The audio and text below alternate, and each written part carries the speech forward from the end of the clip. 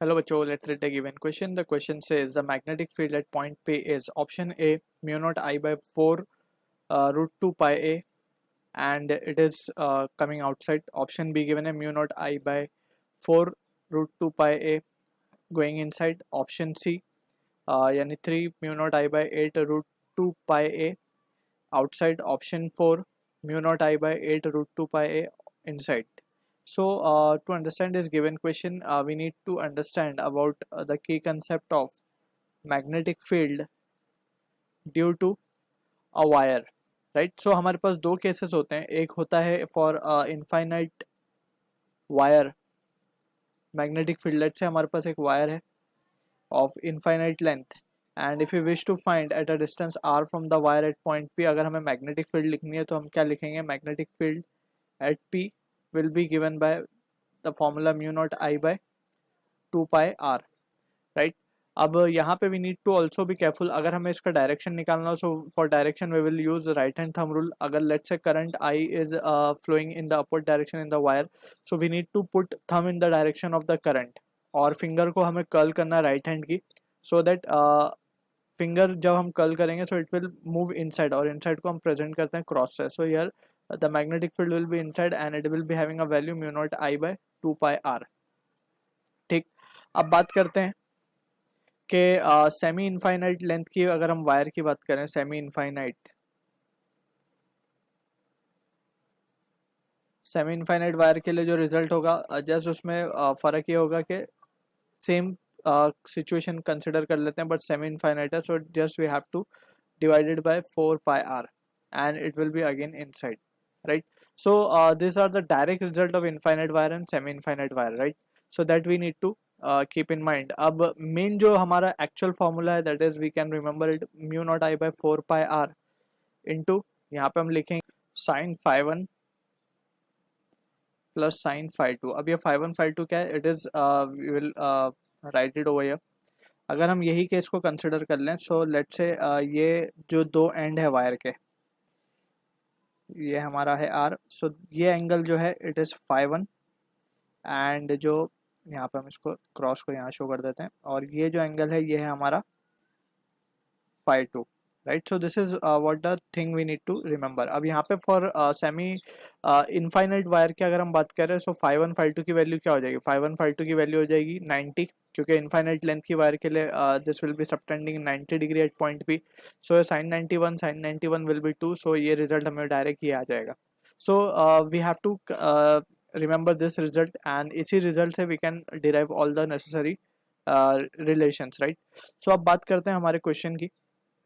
हमारे क्वेश्चन में बेसिकली अगर हम इनको देखें इस क्वेश्चन को, सो वी कैन से कि we can divide this whole setup into 1 2 3 4 5 6 wires.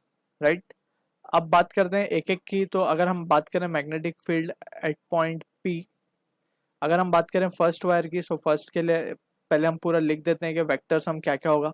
B1 plus B2 plus B3 plus B4 plus B5 and plus B6. Right, अब यहाँ से 6 की वजह से तो मैग्नेटिक फील्ड कुछ नहीं आएगी क्योंकि सेम स्ट्रेट लाइन पे लाई कर रहा है जहाँ पे पॉइंट P भी है. सिमिलरली 3 की वजह से भी कुछ ही मैग्नेटिक फील्ड नहीं आएगी. राइट, सो ये दोनों तो टर्म जीरो हो गए. अब बचा B1 की अगर हम बात करते हैं तो एक एक की वैल्यूज हम लिखते जाएंगे अब, और साथ साथ डायरेक्शंस भी लिखते रहेंगे. ठीक है ना. अंदर को we will take cross and बाहर के लिए we will put a dot. Right, so finally we will say B1 की अगर हम बात करें, सो B1 के लिए ये पॉइंट कैसा है हमारा?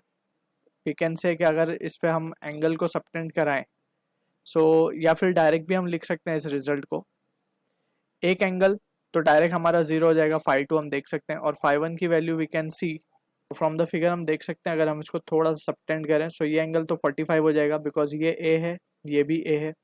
Right, so from this we can say sine 45 sine 51 ये वैल्यू हम लगाएंगे, सो ये आएगा result mu naught I upon 4 pi r sine 45, या फिर डायरेक्ट हम लिखते हैं 1/√2.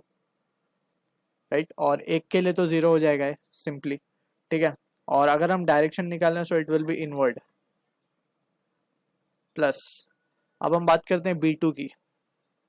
अब एक काम करते हैं, हमें प्लस माइनस के लिए हम ये करते हैं कि अंदर वाले को हम नेगेटिव कंसिडर कर लेते हैं और बाहर वाले को हम पॉजिटिव ले लेते हैं, ठीक है ना। बाद में फिर डिसाइड कर लेंगे कि अंदर आया है या बाहर आया नेट रिजल्ट। सो ये नेगेटिव में आएगा। प्लस अब B2 की बात करते हैं। B2 के लिए we can see again, B2 के लिए एक लेंथ पॉइंट P के लिए वो क्या है, वो अगेन 0 है, दूसरी फिर 45 हो जाएगी। सो it will be again the same result, mu naught I upon 4πr। एक एंड सबटेंड कर रहा है 45 डिग्री, यहाँ पे हम देख सकते हैं दूसरा एंड सबटेंड कर रहा है 0 एंगल, राइट। सो ये भी नेगेटिव में ही आ रहा है, B2 भी अंदर की तरफ है। मैग्नेटिक फील्ड 3 पे लिए कोई नहीं है, 4 के लिए अब हम देखते हैं। 4 के लिए फील्ड बाहर आएगी तो हम प्लस लिख देंगे, mu naught I upon 4πr तो रहेगा इसमें भी। और जो डिस्टेंस है वी कैन सी, एक एंड 0 है, दूसरा एंड जो एंगल सबटेंड कर रहा है that will be corresponding to, ये पूरा 2a और ये भी 2a, अगेन ये भी 45 ही होगा। सो 1/√2 आ जाएगा। अब 5 के लिए अगेन पॉइंट बाहर है, so mu naught I bye 4πr।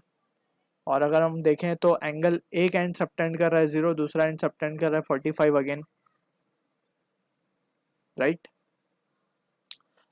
So from this situation we can say it will be 1/√2 again, right। अब बात करते हैं 6 के लिए, तो कुछ नहीं है, ये सारी वैल्यूज हमने डाल दी यहाँ पे। तो यहाँ पे जो फाइनली हमारे पास रिजल्ट आएगा that will be equals to, अब हमें यहाँ पे ध्यान रखना है ये जो r की वैल्यूज है ये डिफरेंट डिफरेंट है यहाँ पे। बेसिकली फर्स्ट वायर के लिए जो दूरी है परपेंडिकुलर डिस्टेंस की वो a है, तो यहाँ पे हम a डाल देंगे, राइट। सिमिलरली वायर 2 के लिए भी वो दूरी a है, तो यहाँ पे हम a डाल देंगे। 4 के लिए ये 2a है, तो यहाँ पे हमें 2a डालना होगा, राइट। सो 2a डालेंगे तो ये बन जाएगा 8a, और सिमिलरली ये भी हो जाएगा 8/a। सो ये रिजल्ट आ रहा है। अब यहाँ से जो चीज़ कॉमन निकल सकती है वो हम निकाल देंगे। Mu naught I bye 4πa को तो हम कॉमन निकाल सकते हैं विथ 1/√2। अंदर क्या क्या बच रहा है वो लिख देते हैं। यहाँ पे -1 बचेगा, यहाँ पे भी -1, यहाँ बचेगा +1/8, राइट, 1/2 बचेगा सॉरी, और यहाँ पे भी बचेगा +1/2।